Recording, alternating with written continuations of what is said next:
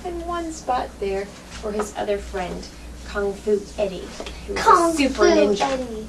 All right, and so this is kind of how they started writing down their music. And so this week, every day, we're going to hear from one of our cats about the story of all of their friends that live in that area. So today we're going to learn about the Blue River at the bottom, but we will do that in just a minute. All right, everybody stand up, but stay on your red spots. Are we gonna All right, so I have a question. Who's been very good listener today? I think you're the best listener this morning. Can you count the lines right here with me and tell me how many you see? You can come over if you want. Let's count all of these. How many? 1, 2, 3, 4, 5. 5 big lines, right? We're not going to count the little ones just yet. All right, thank you very much. All right, go back to your spots. All right, so can everybody touch your toes? 1, 2, 3, 4, 5. Okay, got it? Shoulders, knees, and toes. Almost, but we're doing numbers. Okay, let's try it again. Ready? 1, 2, 3, 4, 5. Got it? All right, now can we mix them up? Yeah. 2, 4, 3,